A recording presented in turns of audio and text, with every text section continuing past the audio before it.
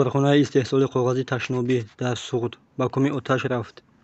мошинҳои сӯхторнишонии чанд шаҳру навоҳии вилояти суғд фавран ба ҷойи ҳодиса сафарбар карда шуданд. дар ҳоли ҳозир дар бораи осебдидагон хабаре нест. дар корхонаи истеҳсоли коғази ташнобӣ воқеъ дар ноҳияи Бобоҷон Ғафурови вилояти суғд сӯхтор сар зад. манобеъ Спутник Тоҷикистон аз ҷойи ҳодиса хабар доданд, ки зуҳури имрӯз тақрибан соати 11:45 дар корхонаи истеҳсоли коғази ташнобӣ сӯхтор рух дод.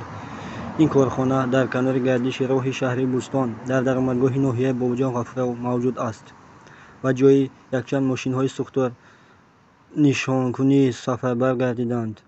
то ҳол мақомот дар бораи осебдидагон дар ин сӯхтор маълумоте интишор накардааст.